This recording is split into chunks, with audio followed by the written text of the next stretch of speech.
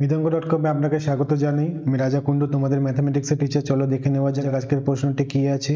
আজকের প্রশ্নটিতে বলা আছে একটি ঘড়ির মিনিটের কাঁটার প্রান্ত বিন্দু 1 ঘন্টায় আবর্তন করে। চারটে অপশন দেওয়া আছে ABCD। এটা একটা এমসিকিউ প্রশ্ন। সেই এমসিকিউ প্রশ্নে চারটে অপশনের মধ্যে প্রথম অপশন হলো π/4 রেডিয়ান, দ্বিতীয় অপশন বি π/2 রেডিয়ান, তৃতীয় অপশন সি পাই রেডিয়ান, চতুর্থ অপশন ডি 2π রেডিয়ান। চলো দেখে নিই অঙ্কটা। এই জাতীয় অঙ্কগুলো একটু তাড়াতাড়ি করে করতে হবে, কিন্তু আমি যেহেতু বোঝাচ্ছি জিনিসটা তাই পুরোপুরি বুঝিয়েই করছি। তুমি অপশন টেস্টও করে করতে পারো। তাহলে ঘড়ির মিনিটের কাঁটা 1 ঘন্টায়, পুরো ঘড়িটা ঘোরে, 1 ঘন্টায় একটি পূর্ণ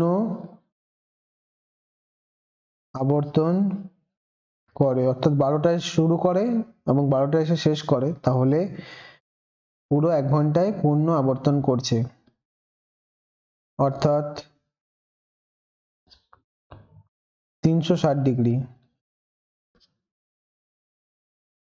আবর্তন করে। সুতরাং আমরা কি জানি? আমরা জানি হলো 180 ডিগ্রি মানে হলো পাই রেডিয়ান। 180 ডিগ্রি মানে পাই রেডিয়ান। তাহলে 1 ডিগ্রি মানে কি? π/180 রেডিয়ান।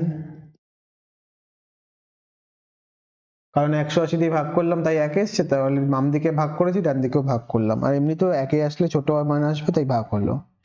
360 ডিগ্রি বড় মান হলে উপরে গুণ হবে, পাই ইন্টু 360/180। কাটাকুটিটা করে নি। 18 ঘরের নামটা হচ্ছে 36, 2 × 18, তাহলে কত হলো? 2π। কেন? 0 0 আগেই কেটে গেছিল, তাহলে 18 2 × 36, তাহলে কত হলো? 2π রেডিয়ান। গুণটা করে দিলে পায়ের সাথে 2π রেডিয়ান।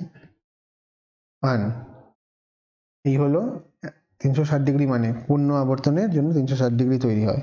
তাহলে আমাদের নির্ণয় উত্তর কি হবে? ঘড়ির কাঁটা 1 ঘন্টায় পূর্ণ আবর্তন করলে কত রেডিয়ান কোণ উৎপন্ন করবে? উত্তরটি হলো অপশন ডি। অপশন টেস্টে অপশন ডি হবে 2π radian. Thank you for watching বিদঙ্গ.com। অঙ্কের আরো প্রবলেম এবং সলিউশনের জন্য আমাদের ওয়েবসাইট অবশ্যই ব্রাউজ করো। Thank you.